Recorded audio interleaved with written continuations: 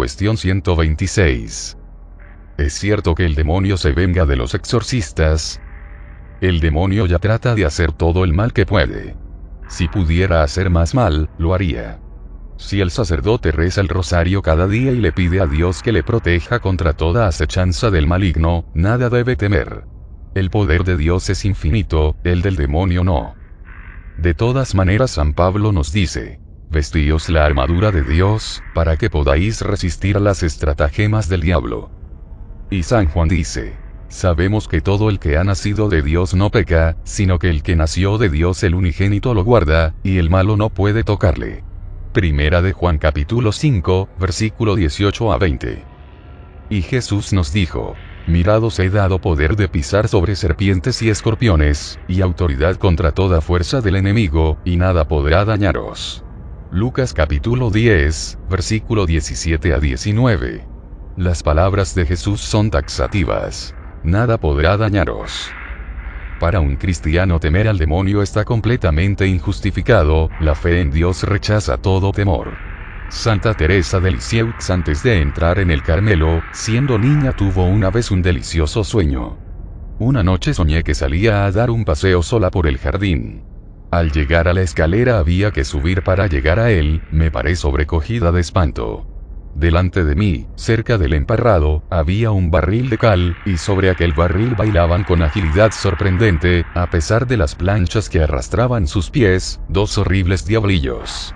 De repente, fijaron en mí sus encendidos ojos, y luego, en aquel mismo instante, mostrándose mucho más espantados que yo, saltaron del barril y fueron a esconderse en la ropería, que estaba enfrente. Viéndoles tan poco valientes, quise saber lo que iban a hacer, y me acerqué a la ventana. Los pobres diablillos estaban allí, corriendo sobre las mesas, sin saber qué hacer para huir de mi vista. A veces, se acercaban a la ventana, mirando con recelo para ver si yo seguía allí. Y al verme, empezaban a correr de nuevo como desesperados. Este sueño nada tiene, ciertamente, de extraordinario.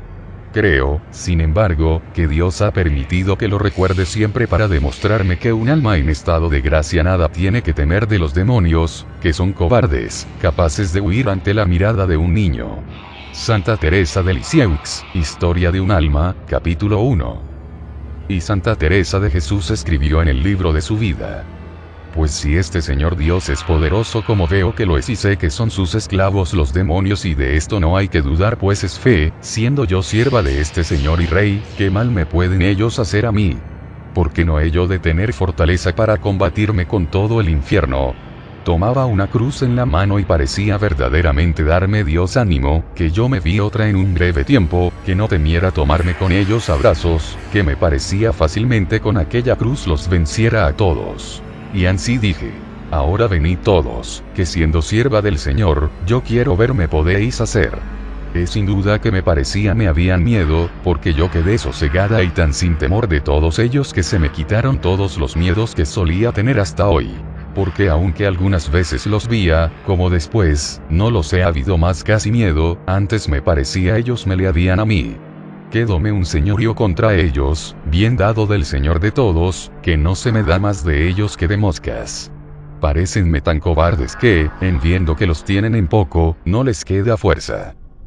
No saben estos enemigos derecho a cometer, sino quien ven que se les rinde, o cuando lo permite Dios para más bien de sus siervos que los tiente y atormenten.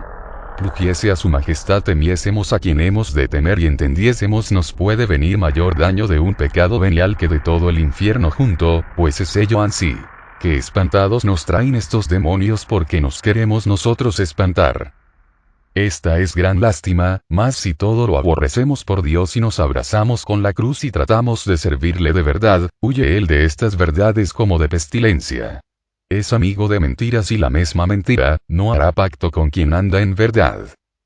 No entiendo estos miedos. Demonio, demonio. ¿A dónde podemos decir: Dios, Dios? Y hacerle temblar. Sí, que ya sabemos que no se puede menear si el Señor no lo permite.